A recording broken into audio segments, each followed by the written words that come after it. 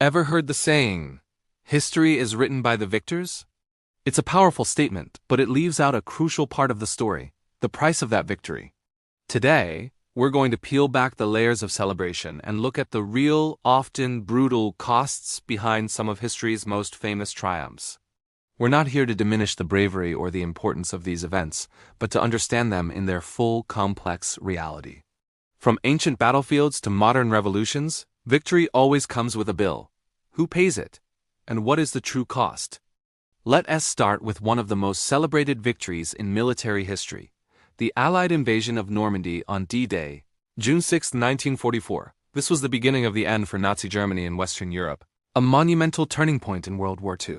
The images we often see are of cheering crowds in Paris and the ultimate triumph of good over evil. But the cost of that single day was staggering. On D-Day alone, the Allies suffered over 10,000 casualties, with more than 4,000 confirmed dead. Imagine the sheer scale of that loss. Young men, many just teenagers, who crossed the English Channel with hope and fear, never to return. The beaches, codenamed Omaha, Utah, Gold, Juno, and Sword, became scenes of unimaginable chaos and sacrifice. For the soldiers who survived, the mental scars would last a lifetime. The constant stress of combat, the loss of comrades, and the horrors they witnessed led to what we now understand as PTSD. This psychological toll is a hidden cost, one that doesn't show up in the casualty statistics but affects families and communities for generations. And it wasn't just the soldiers. The French civilians in Normandy, whose liberation was the objective, also paid a heavy price. The pre-invasion bombing campaigns designed to cripple German defenses were devastating. It's estimated that around 20,000 French civilians were killed during the Battle of Normandy. Entire towns like Caen were reduced to rubble. These were people who were waiting for freedom, only to be caught in the crossfire of their own liberation. Their homes, their history, their lives, all part of the cost of victory. So when we celebrate D-Day, it's essential to remember not just the strategic brilliance, but the immense human tragedy that made it possible. Now let's rewind the clock a few thousand years to ancient Rome. The name Julius Caesar immediately brings to mind images of conquest, power, and genius. His conquest of Gaul, chronicled in his own writings, is a masterpiece of military strategy. It expanded the Roman Republic to the Atlantic and brought immense wealth and prestige to Rome. A clear victory, right? Well, for Rome, yes. But for the people of Gaul, it was an apocalypse. Historians like Plutarch estimate that in Caesar's 8-year campaign, 1 million Gauls were killed and another million were enslaved. Think about that. An entire civilization was shattered.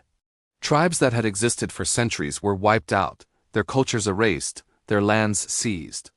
The Gallic Wars weren't just a series of battles. They were a systematic campaign of subjugation. The wealth that flowed into Rome was built on the ashes of Gallic society. This victory cemented Caesar's power, paving the way for the end of the Roman Republic and the rise of the Roman Empire. But it was a victory soaked in the blood of an entire people, a stark reminder that one nation's golden age is often another's dark age. The cost here wasn't just lives, but the very existence of a culture. Let's jump forward to the American Civil War. The Union victory in 1865 is rightly celebrated as a triumph for human freedom. It preserved the United States as a single nation and, most importantly, led to the abolition of slavery. This was a moral and political victory of immense proportions. But the cost was unlike anything the United States had ever seen. The war claimed the lives of an estimated 620,000 soldiers from both the Union and the Confederacy. To put that in perspective, that's more American military deaths than in World War I. World War II, the Korean War, and the Vietnam War combined, entire generations of young men were lost. The South, in particular, was economically and socially devastated.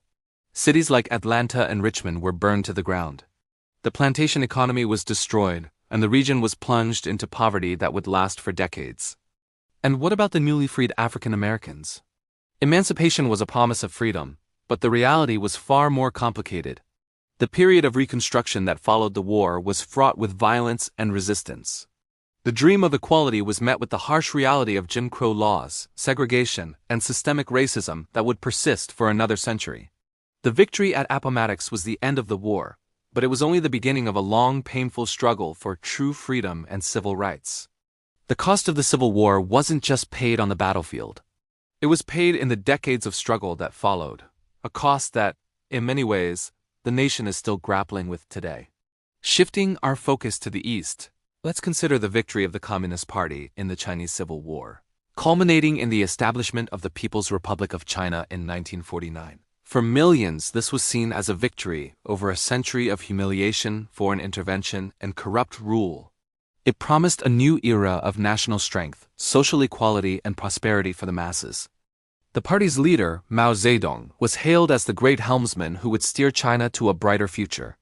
However, the consolidation of this victory led to some of the greatest human-made disasters in history.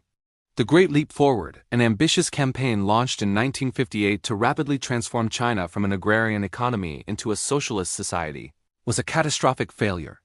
The collectivization of agriculture and unrealistic production goals led to a massive famine.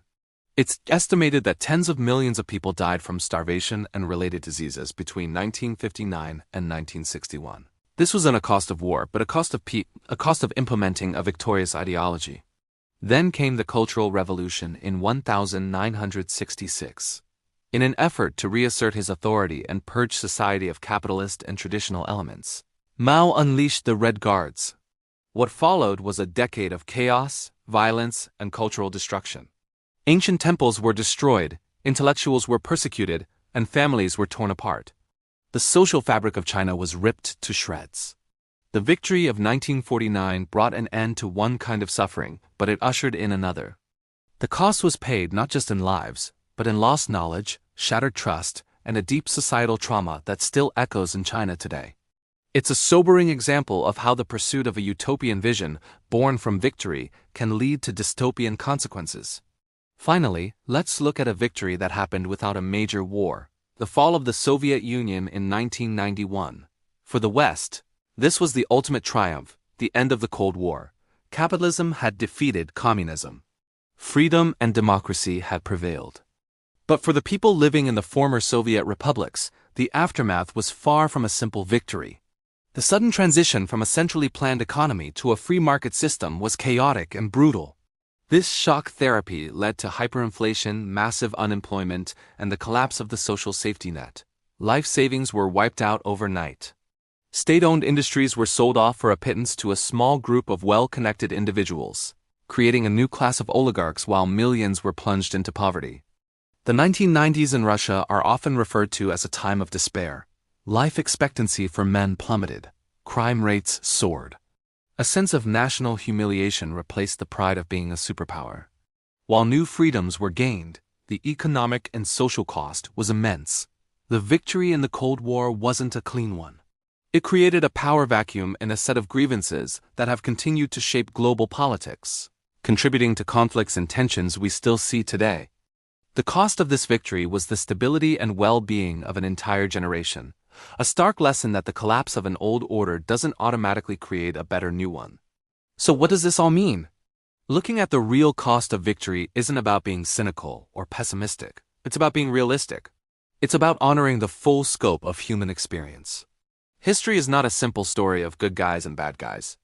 It's a messy, complicated, and often tragic drama. Every great victory has a shadow, a side of the story that is often forgotten in the parades and monuments. By understanding the cost, the lives lost, the cultures destroyed, the psychological trauma, the unintended consequences, we gain a deeper, more empathetic understanding of our past. It reminds us that progress is often painful and that the pursuit of victory must always be tempered with wisdom and compassion. The next time you read about a great historical triumph, take a moment to ask, who paid the price? The answer is always more complex and more human than you might think. Thanks for watching, and if you found this perspective valuable, please like, share, and subscribe for more deep dives into history.